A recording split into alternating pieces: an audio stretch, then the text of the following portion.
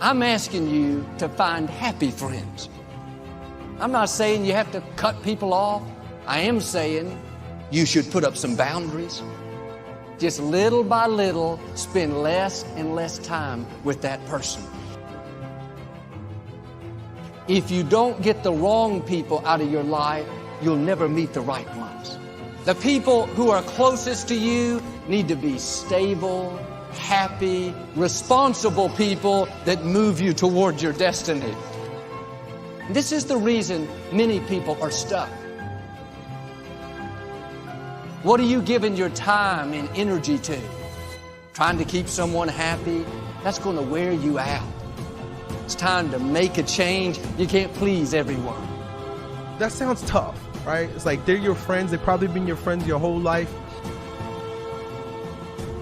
And you're growing up and they're not. What happens over time is they just fall away.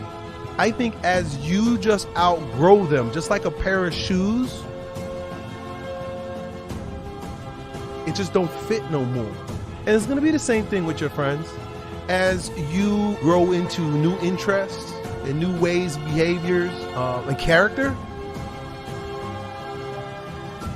over time, it's going to be simply, it don't fit no more. By and by, you will attract more and more people that resonate with the new you. When you're growing up, you're changing, and the people around you aren't, they can be an anchor. They can slow you down. You might not want to be negative towards them, but at the same time, you need to be conscious of it. And you have to ask yourself, is this leading me closer to my strongest self or not? And another thing people will start to notice too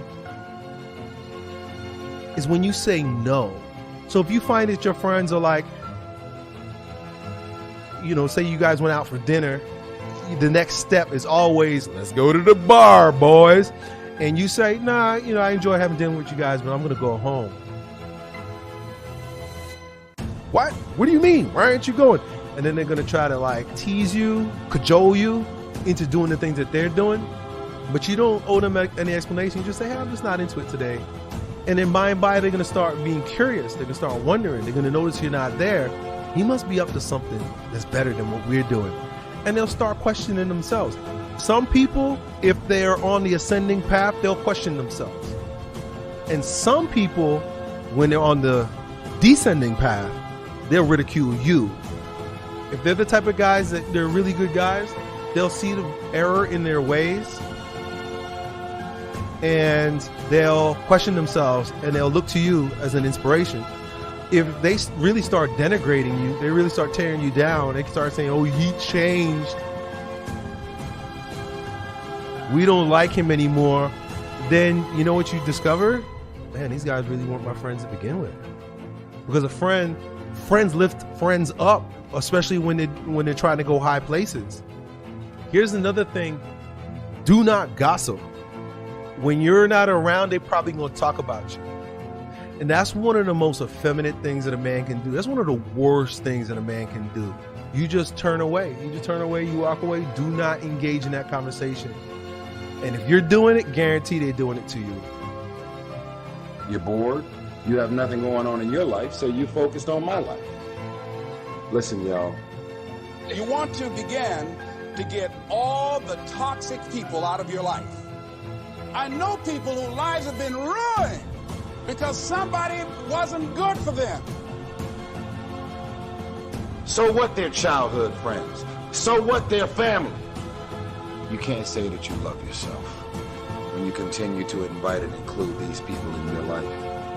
What kind of person are you becoming because of that relationship? My mother used to say, you run around with losers, you will end up a loser. They're threatened by the idea that you're coming up. You are not the victim. You decided that those are your friends.